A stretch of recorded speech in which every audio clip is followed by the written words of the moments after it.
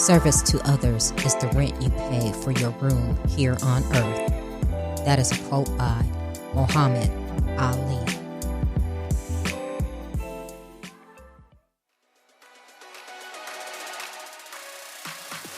Welcome to Trina Talk. This is the podcast where guests share their stories of pursuing their passions, living a fulfilled life, and empowering others. Each week, I talk with inspiring leaders, business owners, and people with amazing stories from around the world in unscripted conversations as they share their successes and failures. This podcast is all about empowering you to keep striving in your personal and professional life. I am your host, Trina L. Martin. Hello, welcome to Trina Talk. This is episode 104. The topic of this week's episode is boundaries, values, and burnout. My guest this week is Dr. Angela Demaree. Dr. Angela Demaree is a veterinarian, a veteran, and the CEO and principal consultant for PAWS Consulting, a public health and political consulting firm. After dealing with surgeries due to service-connected injuries, Angela decided to run for Congress to advocate for military reservists so they wouldn't continue to fall through the loopholes in the law. As a certified high-performance coach and host of the Beyond the Stethoscope podcast, she strives to be a role model and coaches others to accomplish their goals and live the life of their dream while maintaining well-being and positive relationships. Hello, Dr. Angela. Welcome to Trina Talk. Hi, Trina. Thanks so much for inviting me on your show today. Well, thank you for being here. You know, we are friends. We met 6 months ago in a program, and we have become friends, and we have some things in common because you are a veteran, as am I, but you have an amazing background. So why don't you start off and tell the listeners about who Angela is and how did you come to be who you are today?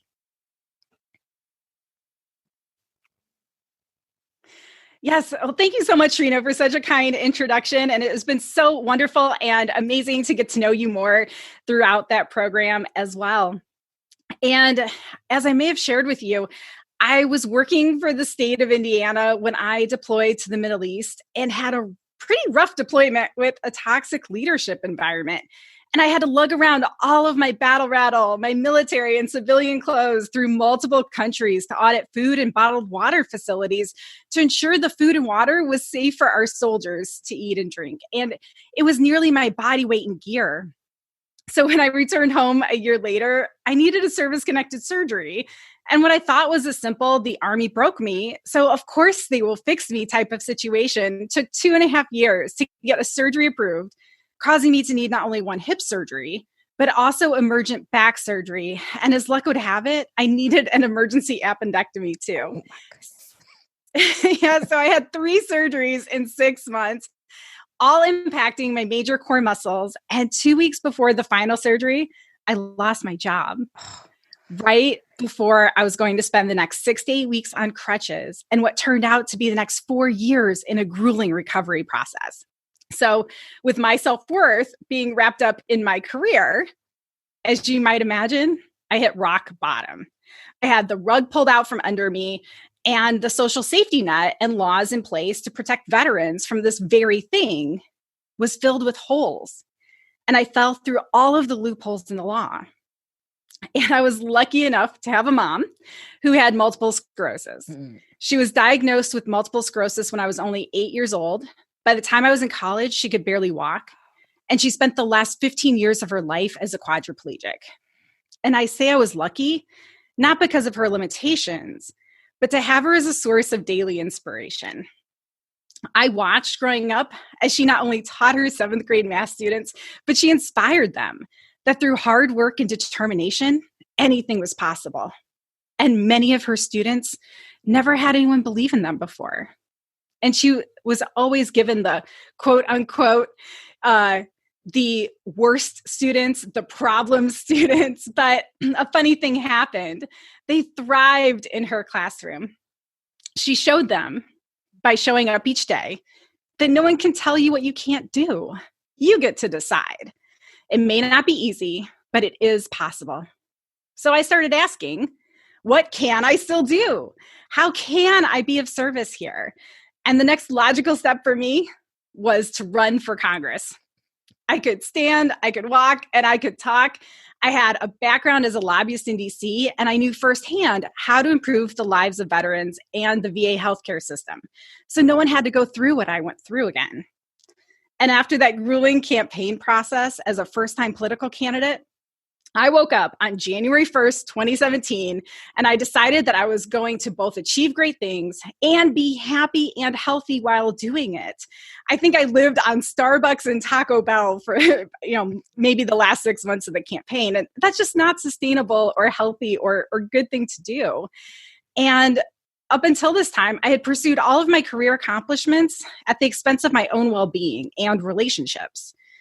And so right after I made this conscious shift, I was introduced to high performance. I stopped feeling sorry for myself and playing that victim card. And I started putting my health and wellness above my career objectives. And for the first time, I felt that forward momentum in my life, that it was easier and I was accomplishing more with more energy and less effort. In fact, it kind of scared me at first, which was such a big shift in such a short period of time. But I also wish I had known this before I ran for office.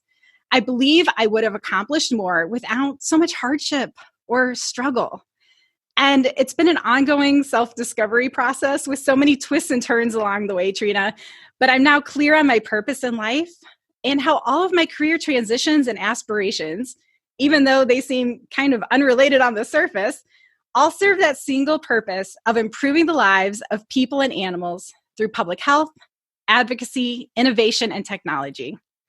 And the high performance habits I learned help me to manage my energy and chronic pain to continue to serve at the highest level. And they're the same tools and habits that I still use today. Wow. So, I have a lot going on in my brain that I want to ask you. And first of all, I just want to say to you, thank you for your service.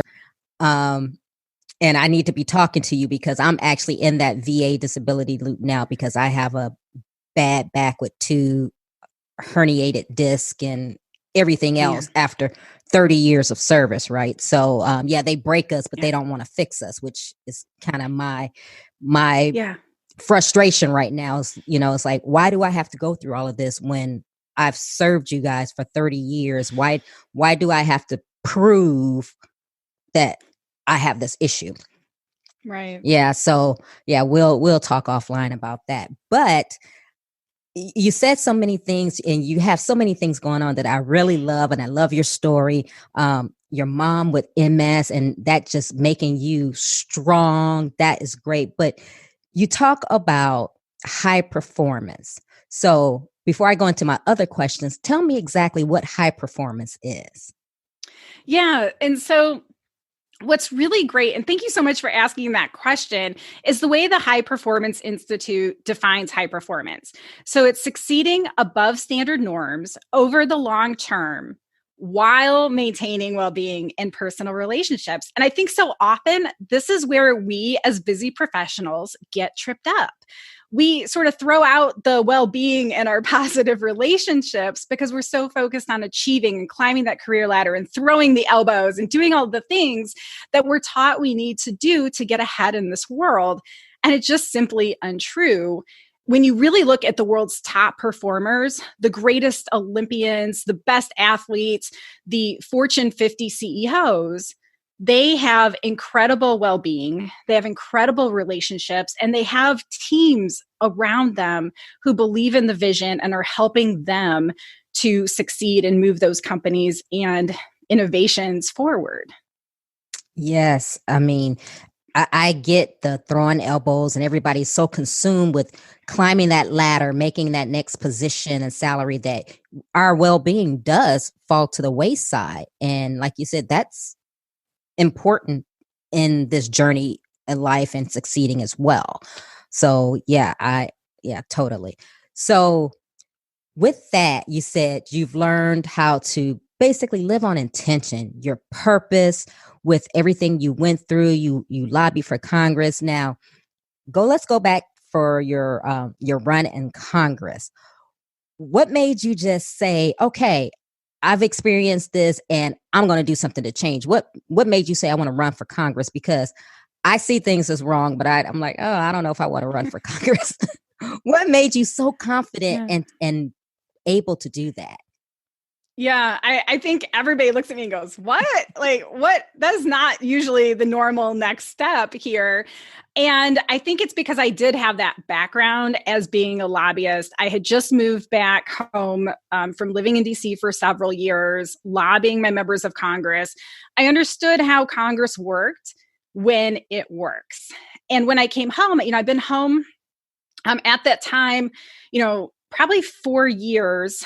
I was deployed and so about 5 years when all this was happening, and I lost my employment. And I went to my member of Congress and I said, hey, there's some things going on. I have some really important issues, and not even with me necessarily, but there were other issues facing our veterans that my member of Congress at the time said, hey, I care about these issues. And I was like, great, I am an expert in this. I am, I work for the state of Indiana. I have a good state job. I'm, at the time I was a captain in the United States Army Reserves. So, I have somebody who, in theory, and a veterinarian, right? I should have some credibility here. Her office just said, well, let me take a message and we'll call you back. Called me back and said, I'm sorry, but she has no time to meet with you.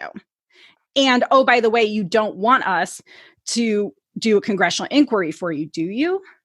And I was like, hey, this is not how Congress works. And they suggested that since she didn't sit on the VA committee, the Veteran Affairs Committee, that I go meet with a member of Congress that wasn't my representative, but that did sit on that particular committee.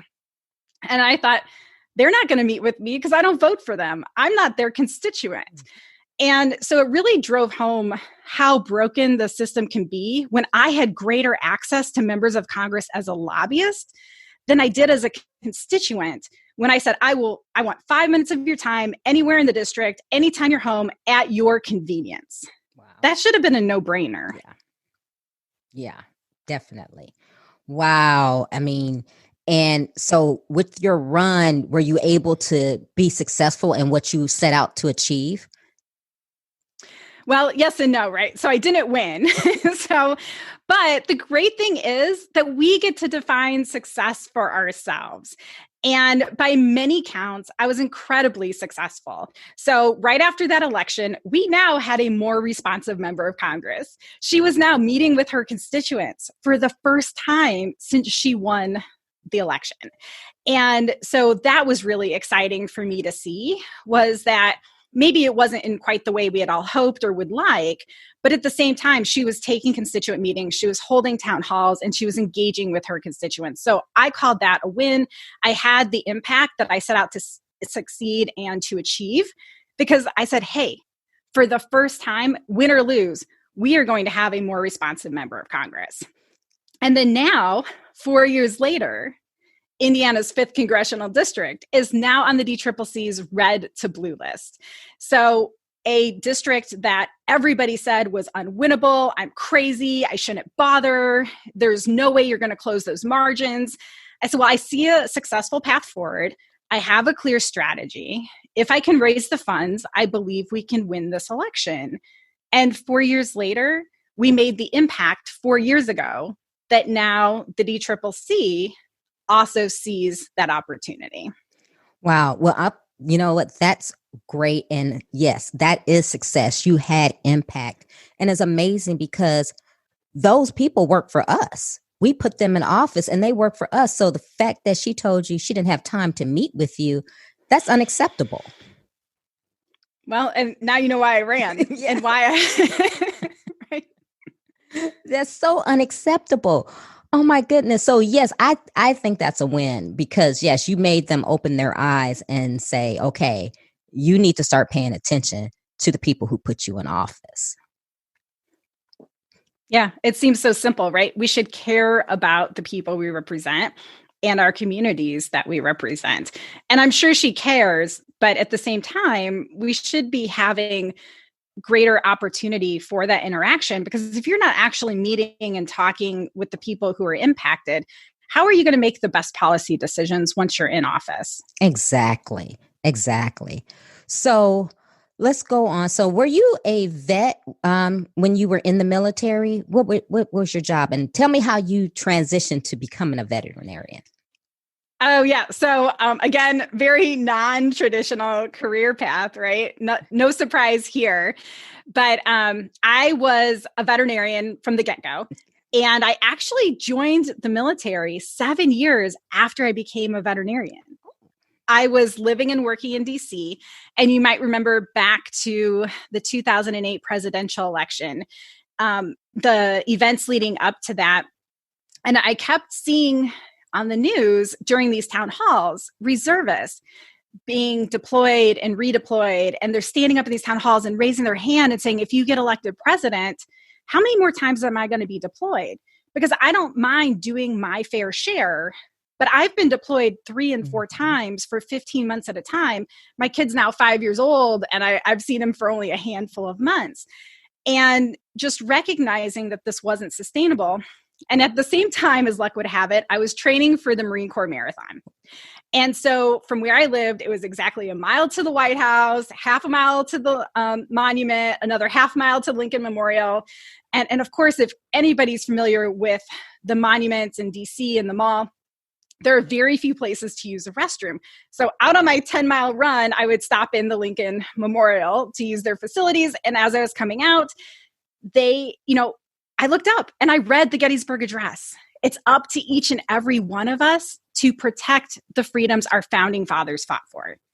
And then on my remainder of that 10-mile run, which was about 6 more miles, I thought about that. And I thought about what that meant. And by the time I got home, I said, if everybody would serve just even a few years, there wouldn't be such a great strain on just a handful of people.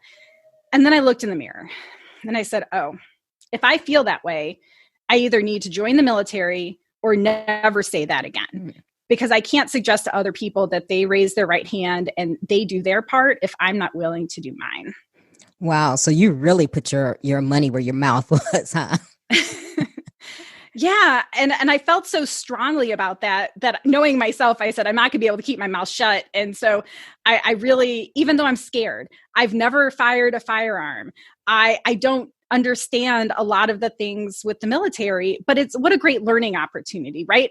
To look our fears in the face, to say, look, if all of these men and women have the courage to protect my freedom, I should have their backs and I should be willing to stand up and protect our freedom too. That's so commendable. And I really thank you for that, because there are a lot of, I call them armchair critics. They sit and they watch CNN or whatever, and they're like, oh, the military this, the military that, or and I always tell people is, first of all, you don't know the sacrifices that military people go through. I was deployed for 2 years. And at the time, my son wasn't even 2 yet. So I had like a 2 and a 3-year-old. And, you're talking about missing birthdays, Christmas, Mother's Days, and all of those things. And then, as you know, going into the reserves, there were still times that I was missing those key moments. And with being in the reserves and having a full-time job, it's 2 jobs. It's 2 full-time jobs. It is. It's not I'm just a weekend warrior. No, it's not. Especially when you get to the officer level, it's another job. Yeah. So people don't understand that. So it always kind of, rubs me the wrong way when people are like, oh, blah, blah, blah, just do this. Just like, please, until you walk in those shoes, you don't know. Yeah.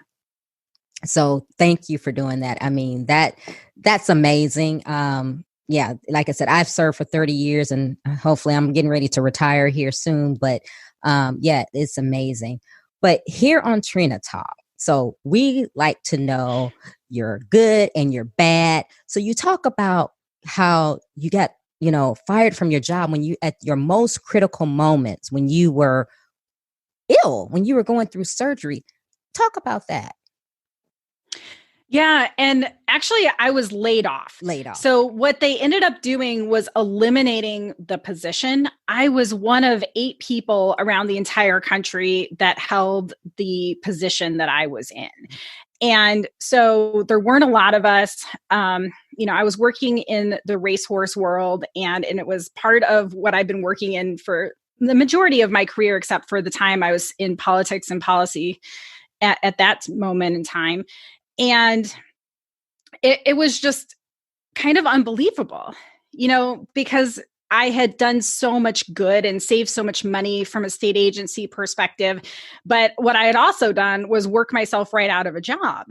I had shown them how impactful and wonderful veterinary technicians could be. I was able to move some people around, some of our open positions that we never filled. I was able to condense those as a cost savings and get more personnel that we needed during a statewide hiring freeze. So by all counts, I was winning at my job and doing a really great job on behalf of the state agency, saving them money, being innovative, being a good steward of taxpayer dollars, and having the whole agency be more effective when you're talking about a veterinarian involved with horse racing, right? And so we were doing all of these things, and then to have the rug pulled out from under me and to have a Freedom of Information Act request that says that the decision to eliminate my position was made on the same day that I had sent an email to HR notifying them the date of my third and final service-connected surgery. And to learn that based on the Department of Labor, that didn't meet the letter of the law under USERRA. Wow. And so I thought, well, I don't know that any veteran anywhere is ever going to have more of a smoking gun. And the reservists are really the ones, right, that need this protection. Because if you're active duty military, you don't need you're kind of already in the healthcare system on the military side. So there's not so many dynamics. And when we also think of the safety net, the short-term disability type safety net, because I was injured in a war zone, my short-term disability by the state of Indiana or by your private employer doesn't count anymore. So they were able to, pull all of my employment benefits because I was injured in a war zone. So it really gets very complicated very quickly. And while, a lot of our politicians walk around patting themselves on the back with all the great things they're doing for the military, and then so many of us that are impacted and have understand where the loopholes in the laws are, and we're just like panicked because we're like, that's not how that law is going to work in the real world. And we need to really shore up some of these cultural settings too. So those are a little more, I guess, of the gruesome details, but also understanding of where the opportunities are on the policy side to really start supporting our veterans. And something I love to say during the campaign and get, a lot of criticism and looks that, oh, you shouldn't say that out loud, I think needs to be said out loud. If you look at where all the funding goes for our DoD and our military, they're on the asset column, right? Deployable soldiers are assets to our military. When you come home and you become a veteran, when you're looking at a bank statement, we're now in the liabilities column. And we're no longer this deployable asset. So until we can get our elected officials to start looking at us more than some dollars on a piece of paper as far as the veteran affairs. And when you're looking face to face for a veteran, you never feel that way. But when you're moving paper around in Congress, I think that's a little bit the reality. Yeah. Wow. Just, it's I can't believe that. You send them a letter saying you're getting ready to go into surgery, and then they decide, oh, well, let's lay her off. And yeah, I hate that. Again, that's something that bothers me to no end, because here you were, you served your country, you got injured, and your job just decided, oh, not our problem, instead of being supportive and saying, because of her, we have the freedoms that we do. Yeah, I have no idea what the conversations were. I was at home recovering from my second surgery when all of this happened. And, I always hope that folks' intentions are pure and good. And there were some other issues, budgetary issues, right? So every year when agencies are asked to revert 10% of their budget, eventually there's no more budget outside of salaries to revert. Yeah. And so we've really got to look at being more sustaining with our government functions and recognizing what good government can do, and also ensuring that these policies are improving the lives of our community, because those will be good returns on investment and good economic returns on investment as well. Yes. So let's go forward and talk about you today, because you have a business. You're doing some amazing things in the world. You said, you're living your purpose. Tell us what that is. What is your purpose? And tell us about your business and just how things are going for you today. Yeah. And my purpose in life, I think, has always been the same, which is to improve the lives of people and animals through innovation, public health, advocacy, and technology. And so anytime I get to combine all of those things together, I am so incredibly excited and happy and empowered. And the way my business is right now, I am the CEO and principal consultant for PAWS Consulting, which stands for Public Health, Advocacy, and Wellness Strategic Systems. I became a certified high performance coach in 2018. And so now I work with organizations, public health organizations, on issue advocacy campaigns. I also work with first-time political candidates to coach them through high performance in their own campaigns, help them put together infrastructure and how they're going to feel successful, win or lose, for their campaigns using the high performance framework. And even with my experience working for a startup company last year, I am now putting together and have launched actually, our fundraising accelerator program for political candidates. It has the high performance coaching mindset component to it. It has the nuts and bolts of what you need to track, because first time political candidates want to get those big PAC dollars, right? They want to attract the big donors for their campaign, as well as making sure that they're raising money and having support from everybody. And in order to be successful, I know money in politics gets such a bad rap, right? Mm-hmm. But when 80% of the time the person who raises the most money wins, we've got to put on our CEO hat from a campaign perspective when we're a candidate and say, I have two primary purposes here. One, to raise the dollars, and two, to be the primary spokesperson for the campaign. Yes. And I can see that's your passion, because you light up when you speak about it. And I don't know too many people who just would love politics, but you seem like you're one of those people. And it's so good to have someone who has a passion, who's not doing it for just to do it. Someone who actually wants to have impact and make a difference. Now, I always ask, especially high performance, powerful women such as yourself, with your field that you're in now and with being a female, are you faced with any challenges or obstacles? Well, I'll say none that I'm aware of, or no new ones might be the right answer for sure. I face more, I think, obstacles within veteran communities than I do within the political realm or other areas of my career. And so much of this culture is just ingrained, and there aren't very many women my age in veteran service organizations. And so oftentimes that can be very difficult to connect. But I will say I've spent my entire career as probably one of the, if not the only woman in the room. I did my surgical internship in an all-equine racetrack practice. I was the only female doctor out of 6 doctors in the practice at the time. I've worked in multiple practices, oftentimes being the only female veterinarian.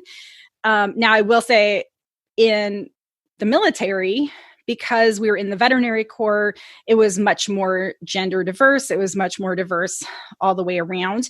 And we really had some great kinship in the military, as I'm sure you're well aware, Trina. So, it just depends on the day and the situation and the table you're around. But I think really standing up and speaking out for yourself goes a long way to earning the respect and the trust that you need to be successful in all of these roles. Wow.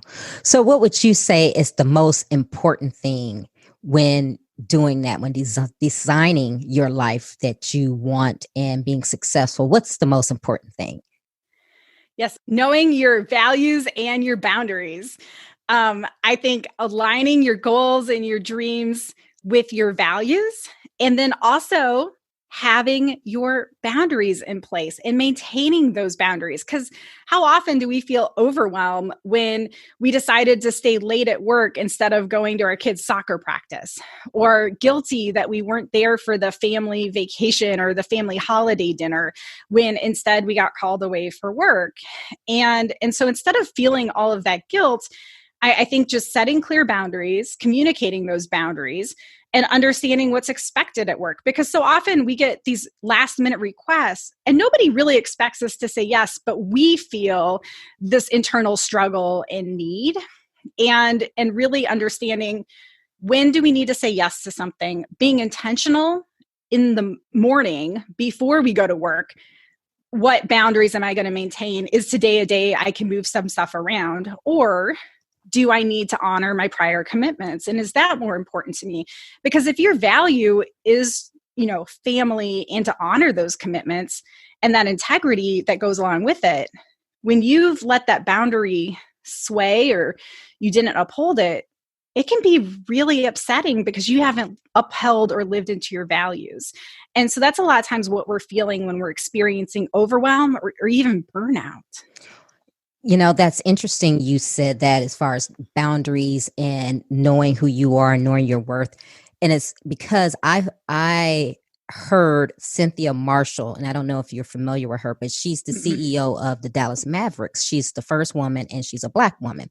Well, I got to hear her speak last year in person. And then I watched a webinar with her a couple of weeks ago on entrepreneur. But one of the things she says is, like she said, you have to know your rubber balls and your crystal balls. Yeah. So before she started working for the Mavericks, before Mark Cuban called her, she had retired and she was some big executive at AT&T. And she says how she had to go out of town for an executive meeting. And she said, okay, I can do it. But on this day here, I need to be home because it's my son's first swim meet. And they said, okay, sure. She said, well, she gets off the private jet. She goes, and they give her agenda and she looks and she sees the day that she told them she can't work, that they had her booked to speak with the most important person that she needed to speak with. She said, and she told them, I told you I can't do this. And they were like, well, you have to do it because this person here you need to speak with. She said, no, I won't. And said, people were saying, well, it's just a swim meet. She goes, no, it's not just a swim meet. It's his first swim meet in high school. Now, if it was the 3rd or the 10th, it would be different, but this is the first one. So she said she got on the plane and she went home that day. She said they're either going to reschedule with me or whatever, but I told you ahead of time. And I thought, wow, that is something, because yes, like you said, many people wouldn't do that. They would feel obligated to be like, okay, I'm here, let me do it. And the next thing you know, you're missing those important first moments. So how would you help someone who doesn't have boundaries or wants to be that person who has boundaries and know themselves, but they're going, okay, how do I do this? And how do I follow through with it? How would you help them? Yeah. And that is a lot of what I do as a certified high performance coach. In fact, because I recognize this to be a problem and everyone was having so much overwhelm when COVID first started, I put together a training on just that. It was about boundaries, values, and burnout. And we've also go over strategies to overcome overwhelm.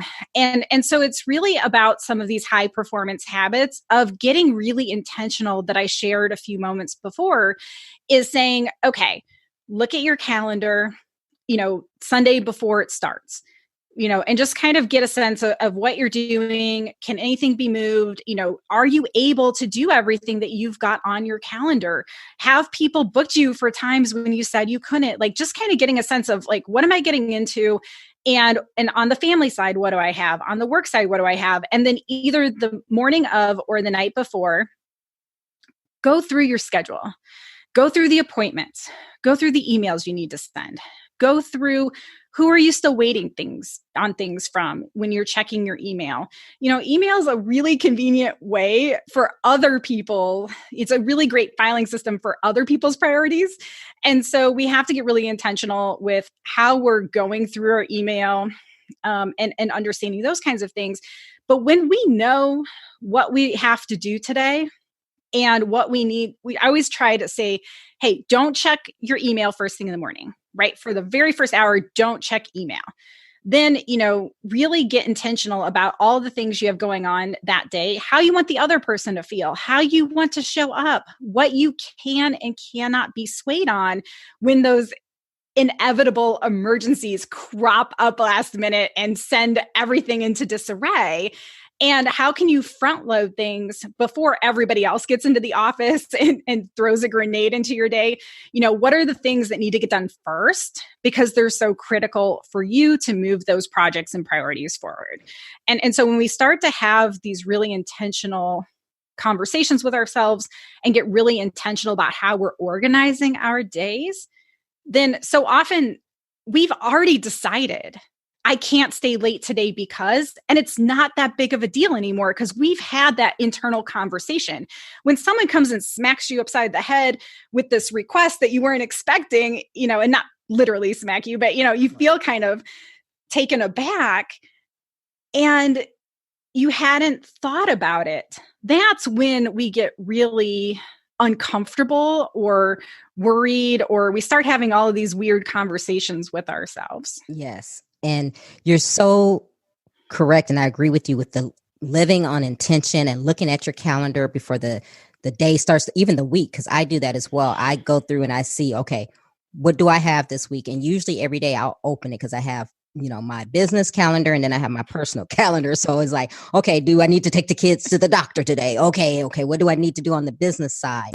But then what you have to face. And then if you need to adjust and add anything in, then you know where you can, or if you can on that day. Yeah. Or, hey, do I need to reschedule some things because this just isn't going to work for me to advance this big project forward and for me to meet that deadline 2 weeks from now, rather than waiting till 2 weeks from now comes and we can't figure out why we're frazzled and worn out and are, not making anyone happy and have stressed ourselves out. So in your work and as a high performance coach and in your expertise, do you find that women or men fall more in that rut of not having boundaries and just letting people creep in and give them things to do and they feel obligated that they have to do them? Yeah. Honestly, I'm not really sure because I think it really depends on the individual and how they were raised and what their structure for handling things are. And even if they have a structure for handling those dynamics on a day-to-day basis, I think we can read in the literature or see on the news that this might be more of an issue amongst women, or that we feel more guilty because we're doing the majority of the emotional labor around the home. We're taking care of the family and the kids and all the extras. But I also know that's not always true.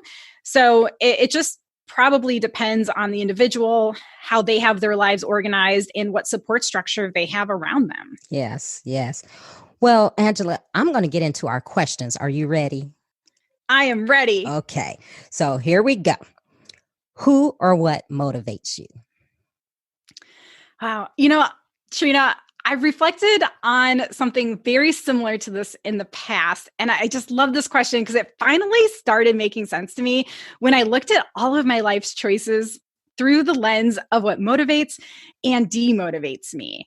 And I used to be motivated by people not believing in me, with that I'll show you kind of attitude. And now for me, that's really demotivating. I'm tired of feeling like I have to prove myself to get ahead. I want to serve and live as my highest and best self, earn income, ride my horse, travel, and enjoy life as an adventure. And that attitude really created a lot of internal struggle and daily effort that's just so unnecessary. So one thing that I recognized from a young age that still holds true today, and it feels very authentic to the core of who I am as a person, is this idea of being my best self.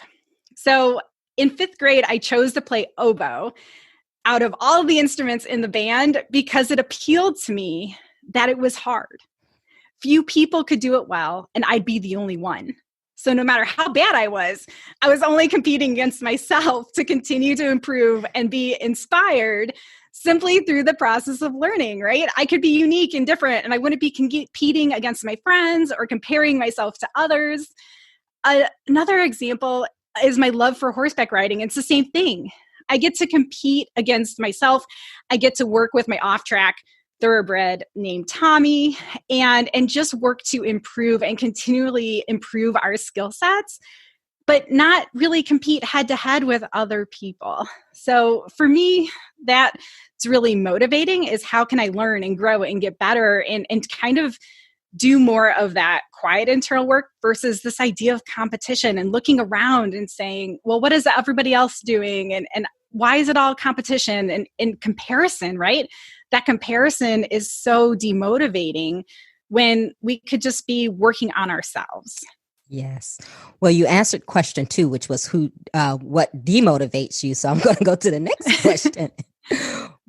When was a time that something was said or done to hurt you, but it worked out for your good? Yeah. And I just don't know what people's intentions are. And I guess I hope no one ever intends to be hurtful. I think so often people are simply unaware and really clueless, and they're really doing the best they can, even if it ends up being kind of a really hurtful thing. A situation that was devastating to me in the moment was losing my job. And then having the HR director say to me, well, before we decided to eliminate your position, we searched the word veterinarian on job websites and there were plenty of jobs, so I'm sure you'll be fine. And the reality was that I shared before, I was one of like 8 people in the entire United States in this position. I had worked my way up through my career and there just weren't any openings with my level of expertise. And because of all my injuries and chronic pain, I still can't go back into private practice today. So that was really hurtful comments, especially their way of rationalizing it. But I think it was more about them than it ever was about me. And I'm kind of grateful because had that not happened, I wouldn't have the opportunity to be living the life of my dreams today. You know, I wouldn't be able to put together my day how I want to and really just enjoy it. Yes. Nothing just happens. That's my saying. Nothing just happens. Okay. What is your fear? I always hate to admit this, right? My greatest fear is failure. And that, you know, all of the crazy things that we say to ourselves and, you know, that I'll be seen as a failure because I didn't win that election or because I didn't raise enough money or I did blah, blah, blah, whatever that is. But, you know, I think it's so important that we kind of get rid of this idea of failure. And I'd really like to see more companies reward bold leadership and taking risks and pursuing failure as an opportunity to stretch ourselves beyond what we thought was possible. And I look at Google X and they encourage their employees to pursue crazy ideas, right? And failure is rewarded because you tried something new and innovative. And sometimes I think we have to take our own best life advice. I was recently asked this question by an online magazine what my best life advice was. And I said, give yourself permission to do hard things and pursue unique opportunities that you're passionate about. And don't be afraid to fail because it's not failing, it's learning. Yes, so true. I agree. Okay. Is there a time when you wish you had done something that you didn't? Well, this is really hard because I try not to beat myself up too much, for what I did or I didn't do, and instead learn from those experiences. And as you know, Trina, from our time in the military, that AAR, or that after action review or report, is a really valuable tool. And so I try to take that assessment. What went well? What didn't go well? How can we do better? And then move forward. And there are so many areas where I could say, oh, if I would have just tweaked this one thing, I would have done better here. But the reality is, I'm really proud of myself for taking on so many of these big challenges against all odds. And often, I've come closer than anyone had ever anticipated or thought possible. So I feel like I've helped shape the worldview of what's possible. And that's something I can really be proud of. So I'm going to choose to really focus on those positive things versus the things maybe I could have done marginally better, but I don't know that the outcome would have been any different. So let's see what you have for this one. Is there a time that you wish you had not done something?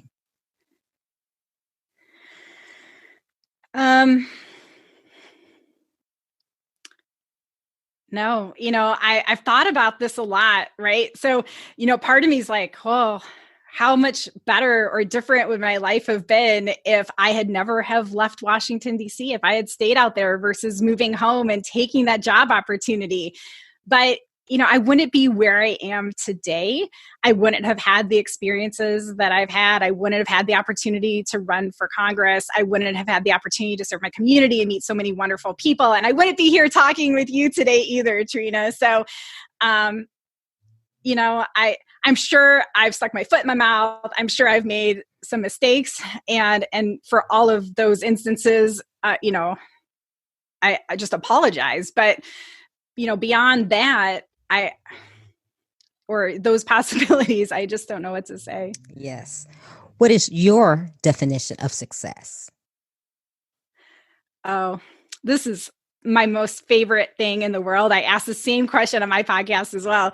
The ability to earn an income to meet my financial goals and the freedom to ride my horse in the middle of a workday.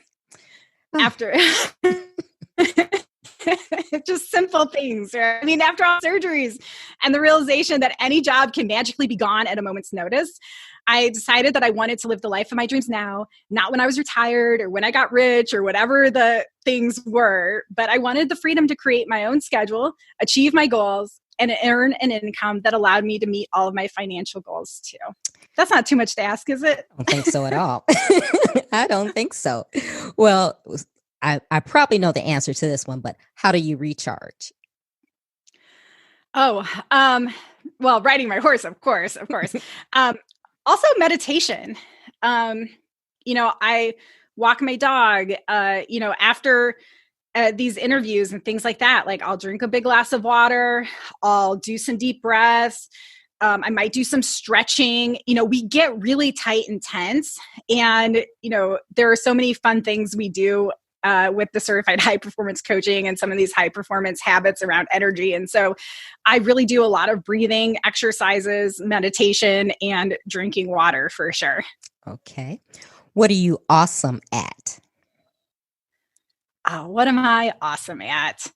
Oh, this is hard to answer for yourselves. Like, you always want someone else to answer this question for you, right? I really have this knack for seeing all of the pieces of the puzzle. So as a veterinarian, we're trained in systems and really looking at how all the systems interact with each other. So if I prescribe a medication, I know how that's going to impact the cardiovascular system, the digestive system, and how all of those things work together and how the blood work might look different and what to look for. And so when we're looking at running for Congress or being a lobbyist, you're looking at all of these different systems. And so when we're putting together strategies on issue-based advocacy campaigns, when we're looking at the numbers for how are we going to build coalitions to advance a legislative agenda, to me is just like another logic puzzle that we're putting together and looking at how all of these systems strategically work together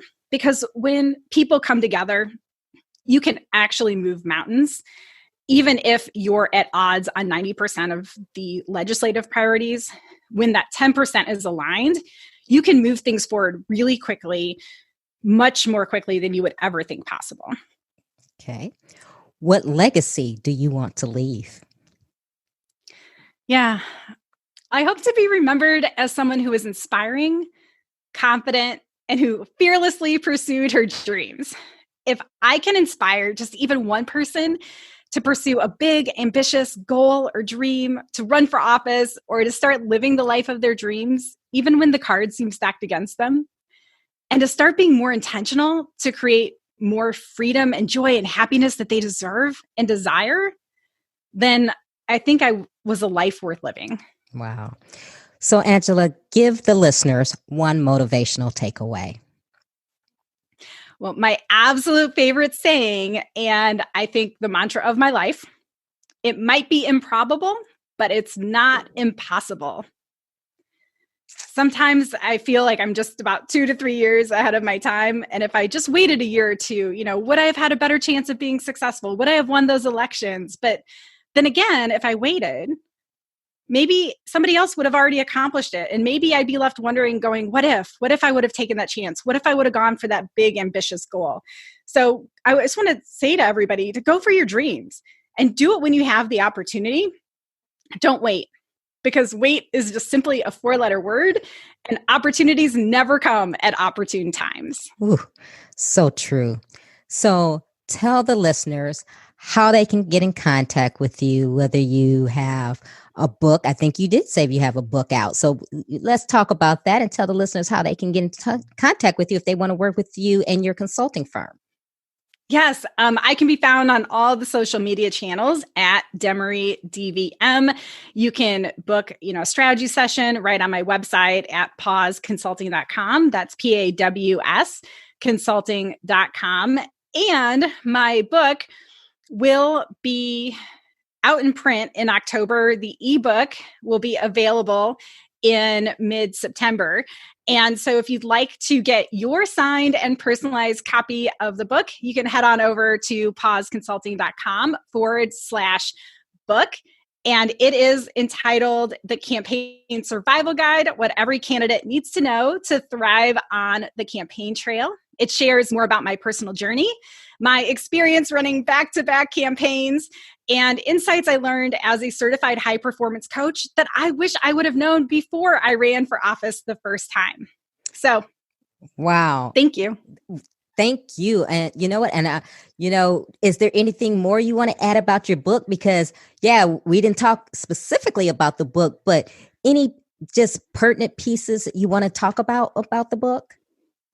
Yeah, I guess I would just share, that life's a campaign, and this book is just really a must read for anyone who's looking to run for office, but also it's inspirational and it provides a framework to tackle any dream, no matter how improbable or unattainable it may seem. So we really go through some of the chapters, like, everybody needs a battle buddy, something I think we can relate to from our time in the military, but also it's true, right? You need to have that person shoulder to shoulder with you throughout that campaign to tackle that problem, to go after that goal or that dream, whether that's a coach, a friend, staff, volunteers, really make sure that you have all of those key pieces of the puzzle, right?